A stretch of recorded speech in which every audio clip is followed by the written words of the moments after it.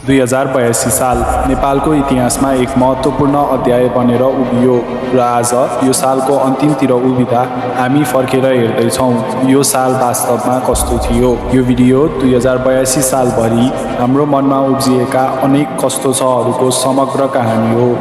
केही जिज्ञासाले भरिएका, केही चिन्ताले र केही आशाले। त्यो समयमा, त्यो परिस्थितिमा हामी सबैको मन मस्तिष्कमा पटक पटक कस्तो छ भन्ने प्रश्न उब्जिरहेको थियो। देश अस्थिरताको शिकार बन्ने हो कि स्थिरताको बाटो समात्ने हो? अवस्था कस्तो छ? शहीदहरूले न्याय पाउने वा नपाउने? सम्भावना कस्तो छ? चुनाव हुने कि नहुने? अनिश्चितता कस्तो छ? र परिवर्तनको लागि बलिरहेको आशाको दियो कस्तो छ? आउनुहोस् फर्केर हेरौँ 2082 सालका पलहरू, परिस्थितिहरू र त्यो बेलाको हाम्रो कस्तो छहरू। चेन्जी आन्दोलनका कस्तो छहरू।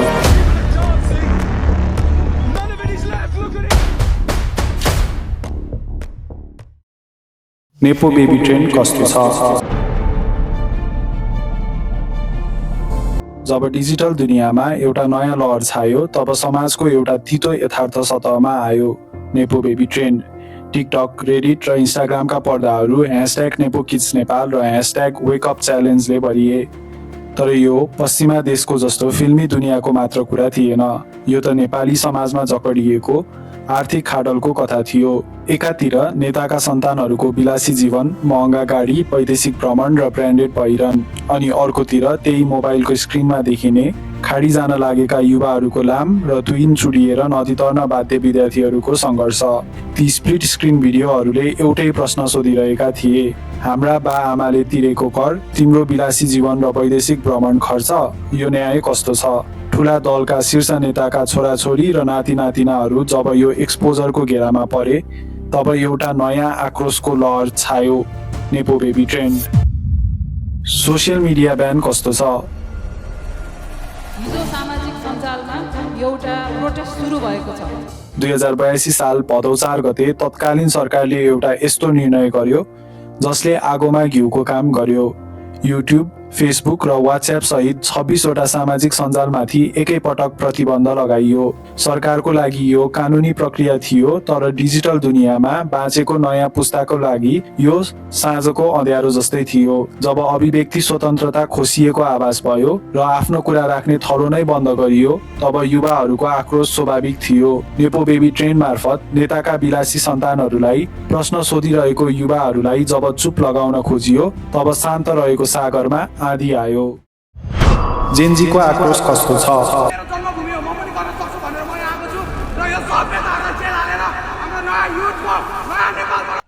जब आक्रोशले शब्द पायो र औँलाहरूले किप्याड, तब जन्मियो जेनजीको शक्ति। यो कुनै एउटा दलको झन्डा बोकेको भिड थिएन, यो त आफ्नै भविष्य खोज्न हिँडेका हजारौं विद्यार्थी र युवाहरूको स्वतस्फूर्त लहर थियो। नेताविहीन तर प्रविधिले जोडिएको यो मुभमेन्ट जहाँ न माइक चाहिन्थ्यो न मञ्च, केवल भाइरल टिकटक भिडियो र ह्यासट्यागहरूले हजारौंलाई सडकमा उतारिदियो। भदौ 23 गते जब काठमाडौँका सडकहरूमा भ्रष्टाचार बन्द गर भन्ने नाराहरू गुन्जिरहेका थिए, तब राज्यको दमनले यो आन्दोलनलाई एउटा नयाँ मोड दियो। 19 जना युवाहरूको रगतले बानेश्वरको पिच रङ्गिएपछि आक्रोशको ज्वालामुखी विस्फोट भयो। आन्दोलनको रात विनाशको तस्बिर कस्तो छ?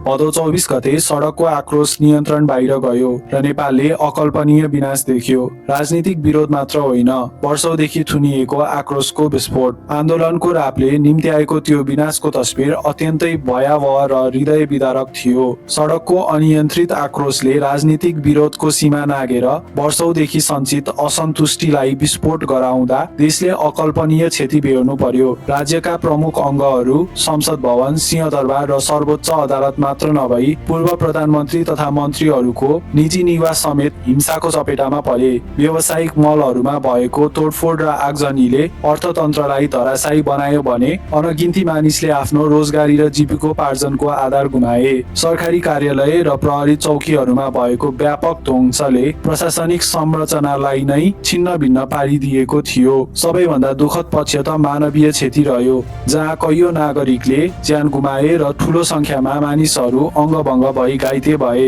यो केवल भौतिक क्षति मात्र नभएर राष्ट्रको आत्मामै लागेको एउटा गहिरो र अपूरणीय चोट थियो। अस्थिरता र अनिश्चितताका कस्तो छ अरू सरकार सञ्चालन र शासन कस्तो छ जेन्जीको आन्दोलनले सत्ताको जग हल्लाएपछि प्रधानमन्त्री हेलिकप्टरबाट पलायन हुनुपर्ने स्थिति आयो जसले देशमा ठूलो राजनीतिक शून्यता सिर्जना गर्यो प्रहरी प्रशासन असफल भएपछि सुरक्षाको कमान्ड सम्हाल्न सेना सडकमा उत्रियो यही अनिश्चितताका बीच युवाहरूले डिस्कर्ड मार्फत सामूहिक डिजिटल बहस र भोटिङ गरेर नेतृत्वको टुङ्गो लगाए सोही डिजिटल म्यान्डेटका आधारमा पूर्व प्रधान न्यायाधीश सुशीला कार्की नेपालको इतिहासकै पहिलो महिला प्रधानमन्त्री नियुक्त हुनुभयो जसले गर्दा भत्किएको प्रणाली र सडकको आक्रोशलाई केही हदसम्म शान्त पार्न मद्दत पुग्यो भौतिक संरचना र अर्थतन्त्र कस्तो छ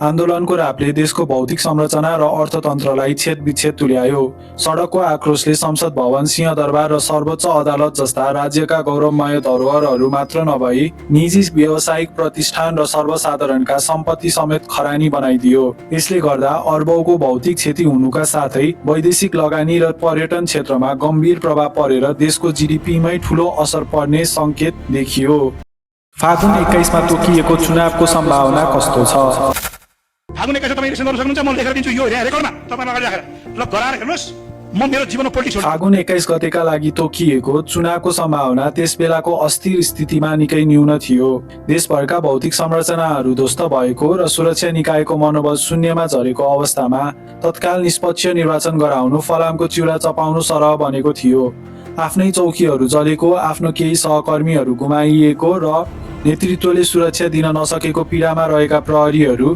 ड्युटी भन्दा पनि आत्मरक्षाको चिन्तामा थिए जसले गर्दा चुनावी सुरक्षाको ग्यारेन्टी गर्न असम्भव जस्तै थियो अर्कोतर्फ आन्दोलनकारीहरूले पुरानो प्रणालीलाई नै अस्वीकार गरिसकेको अवस्थामा संसद पुनर्स्थापनाको औचित्यमाथि पनि ठूलो प्रश्न चिन्ह खडा भएको थियो जनताले जुन संरचनालाई सडकबाटै खारेज गरिदिए त्यसलाई फेरि बिउताउनु केवल समयको बर्बादी र आन्दोलनको अपमान जस्तो देखिएको थियो पुराना राजनीतिक शक्ति भर्सेस नयाँ राजनीतिक शक्तिहरूको प्रतिस्पर्धा कस्तो छ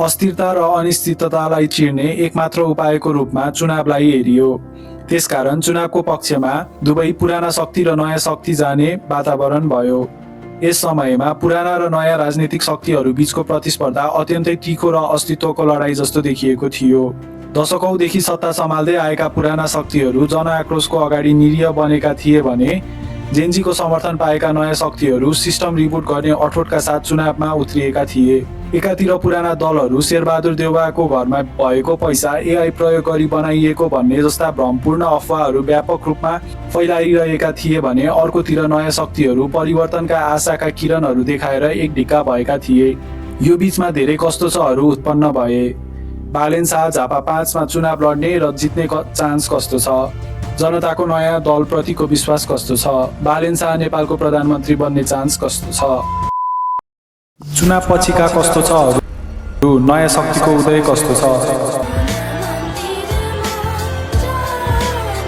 2082 सालको निर्वाचन नेपालको इतिहासमा एउटा रिसेट बटन साबित भयो जहाँ भाद्र 23 र 24 को चरम अस्थिरता र ध्वस्त संरचनाका बीच जनताले परम्परागत राजनीतिक किलालाई पूर्णतः भत्काइदिए राष्ट्रिय स्वतन्त्र पार्टीले 182 सिटको ऐतिहासिक बहुमत हासिल गर्दै पोलिटिकल अर्थक्वेक ल्याइदियो जसमा बालेन शाहले झापा 5 मा केपी शर्मा ओलीलाई 50,000 को फराकिलो मतान्तरले पराजित गरी प्रधानमन्त्रीको यात्रा तय गरे यो ल्यान्डस्लाइड भिक्ट्रीले सत्ताको खेल अन्त्य गर्दै बालेन नेतृत्वको सरकारलाई कुनै पनि बहाना नगरी काम गर्ने स्पष्ट मार्ग प्रशस्त गरिदियो आशा भरोसा र आगामी दिन कस्तो छ भत्किएका भौतिक संरचना शून्यमा झरेको सुरक्षा निकायको मनोबल र दशकौंदेखिको व्यथितिलाई नयाँ सरकारले कसरी रिस्ट्रक्चर गर्छ भन्नेमा सबैको नजर छ चुनाव पछिको कस्तो छ अब डेलिभरीमा अडिएको छ जनताले ब्ल्याङ्क चेक त दिएका छन् तर अबको 100 दिनको डिरेक्ट एक्सनले नै यो भरोसालाई दिगो बनाउनेछ चुनौतीहरू पहाड जतिकै ठूला छन् बेरोजगारी आर्थिक मन्दी र पुरानो कर्मचारी तन्त्र